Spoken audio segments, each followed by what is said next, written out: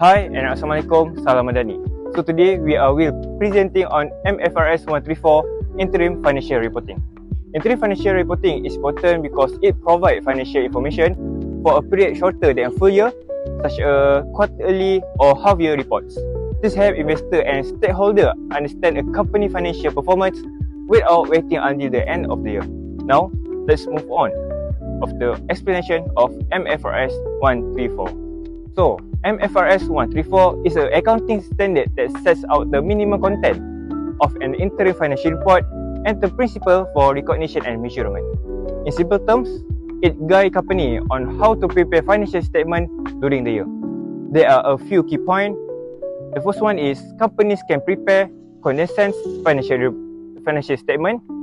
The second one is they must use consistent accounting policies with annual report. And the last one is the focus is on relevance and timeless of information. Next, we will discuss significant events that may affect financial performance. There are many events that can affect a company financial position during an interim period.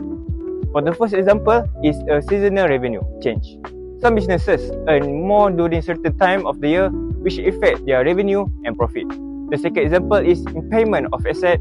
If an asset lost value, the company must record a loss, which reduce the profit. Other examples include dividend payment, issuance of share, or legal issues. Now, let's look at real company example. Let's go. Okay, now let's move to 7-Eleven interim report.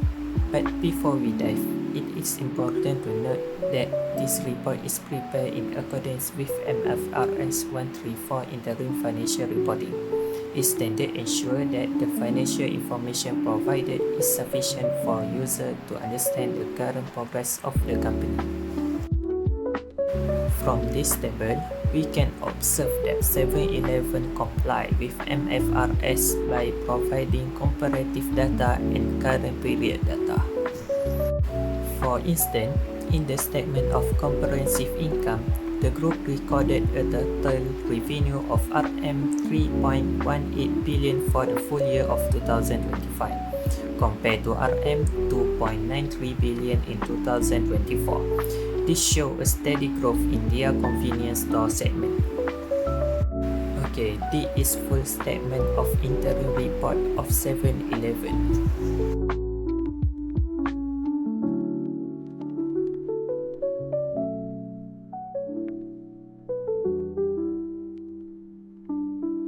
Next, we will move to MFRS8 operating segment.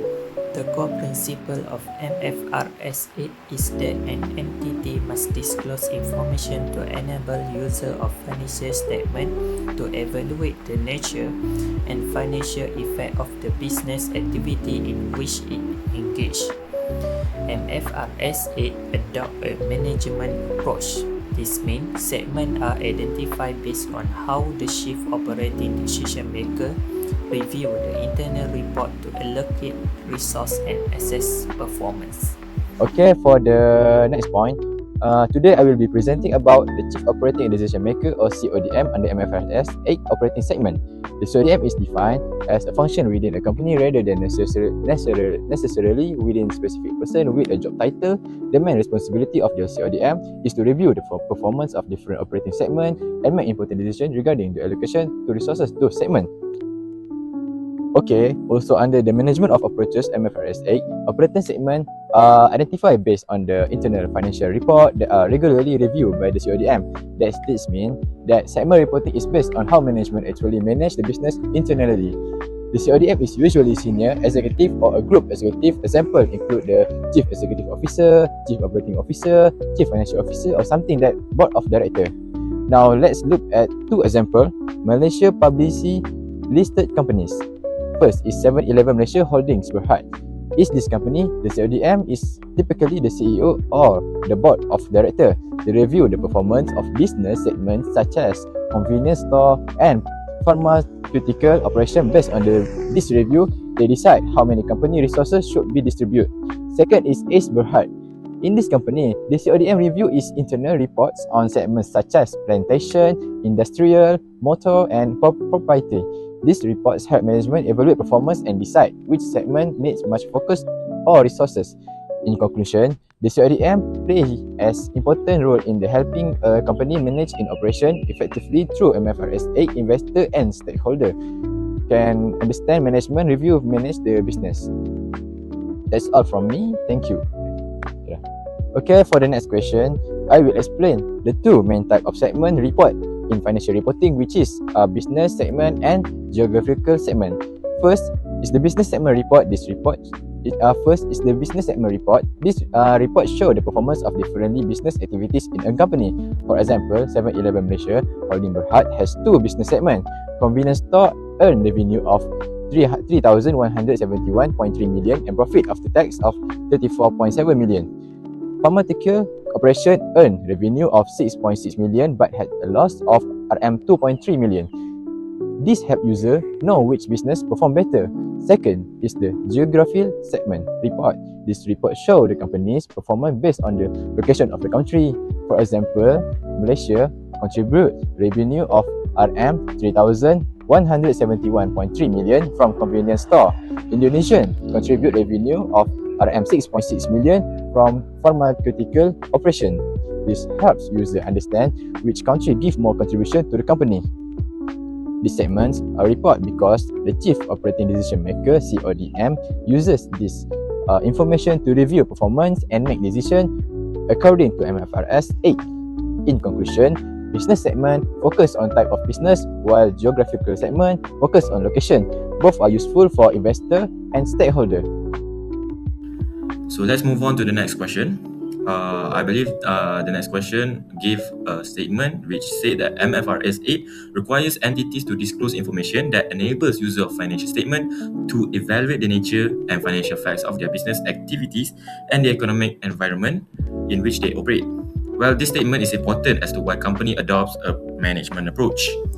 This approach requires information to be disclosed as the same amount presented to the management. But how can this actually benefit the users of financial statement? Well, one of the benefits I could come up with is it shows transparency between the management and also the users. I say this with full confidence because the users are allowed to see the segmental reporting equally the same as the management, as what they call it, through the eye of management.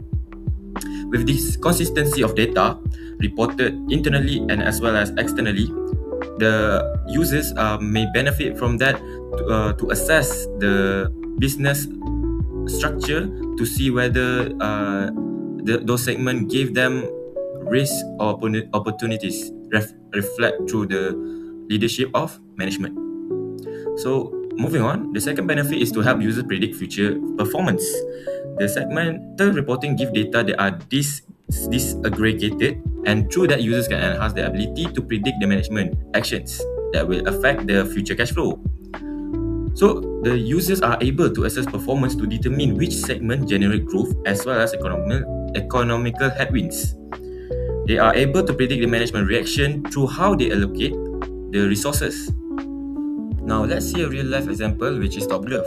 As I said, reporting segment gives transparency between the management as well as the users of financial statement.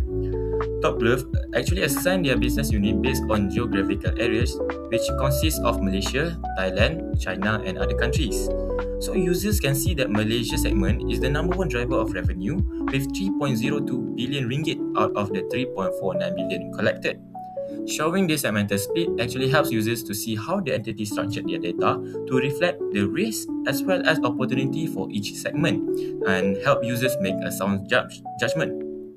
So now let's see how users can predict future performance. User of financial statement actually uses Top Glove disaggregated result for 2024 to compare it with the current 2025 report.